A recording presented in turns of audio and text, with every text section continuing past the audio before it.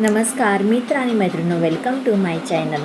सावळ्याची जणू सावळी आजच्या भागामध्ये हे दाखवले गेलं आहे की इथे रतन येतो सावळीपाशी, तिला खूप धमकवतो. म्हणतो की सावळे, तू जर माझे पैसे जर माघारी दिले नाहीस तर मी ह्या अबीरला उचलून घेऊन जाईन, आणि जोपर्यंत तू पैसे माघारी देत नाहीस ना तोपर्यंत मी अबीरला काही तुझ्यापाशी पाठवणार नाही, असं धमकी देऊन तिथून तो रतन पळून जातो.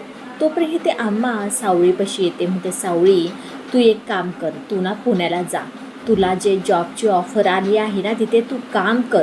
चांगली एवढी लक्ष्मी एवढी चालून आली आहे आणि तू त्याला नाकारत आहेस. पण एवढं लक्षात ठेव, तू जर इथं राहिलीस बाळा तर तुला ना हा रतन काही सोडणार नाही. प्रत्येक टायमिंगला आबीरला घेऊन जायला, प्रत्येक टायमिंगला कुठला देव माणूस त्या आबीरला सोडवण्यासाठी येऊ शकत नाही. तुझ्यापाशी हाच एकमेव मार्ग आहे. तोपर्यंत ते अम्मा आणि व्यंकटेश हे सावळीला समजवतात. सावळी तयार होते पुण्याला जाण्यासाठी. म्हणते, अम्मा एक गोष्ट तुला सांगू का, सारंग सरांनी दुसरं लग्न केलं आहे, त्यांना एक मुलगीसुद्धा आहे. पण माझा भूतकाळ माझ्याबरोबर पुन्हा एकदा येऊ नये आणि माझ्या आबीरला काही त्रास देऊ नये मला असं वाटतंय.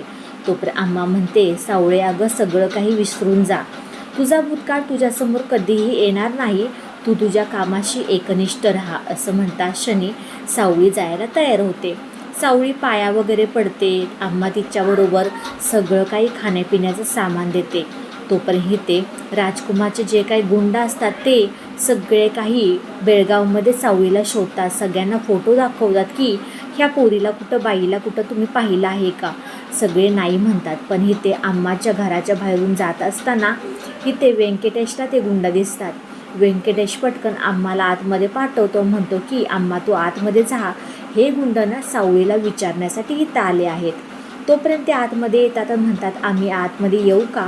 व्यंकटेश एकदम अलगदपणाने, ज्याला जसं काही त्याला माहीतच नाही, तो म्हणतो या ना आतमध्ये, एवढं काय विचारताय. तोपर्यंत ते म्हणतात की ह्या बाईला तुम्ही पाहिलं आहे का. तोपर्यंत तो म्हणतो, नाही बा, मी कशाला पाहतोय ही तर मला नवीनच व्यक्ती कोणी दिसत आहे आणि कधी पाहण्यात पण आलं नाही. तो म्हणतात, तू आमच्यापासून काही लपवत तरी नाहीस ना. तोपर्यंत तो म्हणतो की तुमचं माझं नातं काय आणि तुमची माझी दुश्मनी तरी काय आहे हो लपवण्यासाठी. अहो खरं तर खरं, खोटं तर खोटं सांगणार मी, काय माझं लपवलं तर फायदा काय होणार आहे. असं म्हणतात शनी व्यंकटेशच्या ह्याच्या बोलण्यावरती विश्वास ते गुंड ठेवतात आणि तिथून निघून जातात. तोपर्यंत ते व्यंकटेश तेव्हा जीवात जीव घेतो आणि म्हणतो की आत्ता कुठे मी सुटलो. सावळी जाण्यासाठी निघते. तोपर्यंत ते राजकुमारला ते गुंड फोन करतात. म्हणतात, राजकुमार सर, तुम्ही जसं काही सांगितलं सावळीला पूर्ण बेळगावमध्ये शोधलं आहे. मॅडमचा काहीतरी मोठा गोंधळ झालेला दिसतोय. मोनिका पटकन राजकुमारच्या हातातून मोबाईल ओढते. म्हणते की सगळे काही तुम्ही घरं दारं सगळं काही बघितलं ना. ते गुंड म्हणतात, हो मॅडम, आम्ही सगळं काही पाहिलं आहे, तुम्ही काही काळजी करू नका. अहो ती सावळी कुठंसुद्धा नाही, घावली असती तर दिसली असती ना, सापडली असती. लपवण्यामध्ये आमचा काही फायदाच नाही आहे ना. मोनिका म्हणतात, बरं जास्त काही तुमचं डोकं चालवू नका, फोन ठेवा आणि राजकुमार त्यांना पैसे देतो. असं म्हणतात क्षणी ते गुंड तिथून निघून जातात आणि सावळीही पुण्याला यायला निघते. पुण्याला यायला निघत असताना सावळीला जिथे लेटर आलं होतं जॉबसाठी तिथे जाते. पण तिथे उशीर झाल्यामुळे तिथे गेटला लॉक असतं. तिथला वॉचमन बोलतो की मॅडम तुम्ही उद्या सकाळी या, आत्ता मी काही करू शकत नाही. तोपर्यंत ते अबीर म्हणतो, आई अगं, एवढ्या मोठ्या पुण्यामध्ये आपली एक ओळख आहे ना, ओवी माझी बेस्ट फ्रेंड.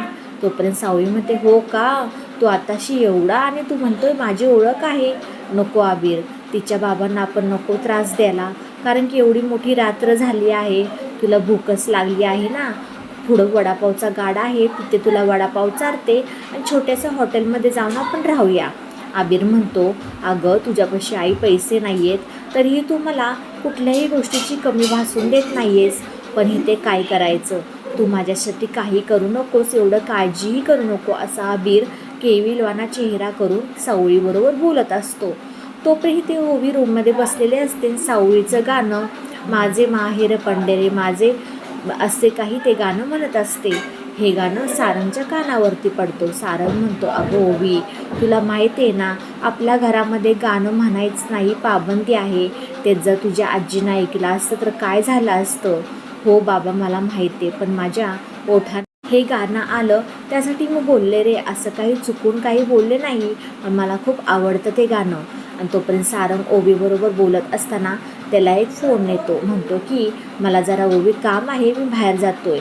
आणि जसं काही सावळी सारंगच्या हातामध्ये वॉलेट वॉच आपलं सगळं काही देत असते तशी ओवीसुद्धा देते. त्या क्षणाला सारंगला सावळीची आठवण होते. म्हणते की सेम तू सावळीवाणी आहेस, असं म्हणून तो निघून घरातून बाहेर जातो. आणि इथे बघूया आपण येणाऱ्या काही भागामध्ये सावळीला कोणाशी गाठभेट पडते, नक्की ती पुण्यामध्ये आपल्या भूतकाळाशी पुन्हा एकदा भेटू शकेल का, आणि सत्याचा उलगडा होणार का. आणि हो, आपले शॉर्ट्स व्हिडिओही यायला लागलेले आहेत, त्यालाही तुम्ही पहा. लाईक शेअर सबस्क्राईब करा आवडल्यास. चला भेटूया पुढच्या व्हिडिओमध्ये. बाय बाय सगळ्यांना.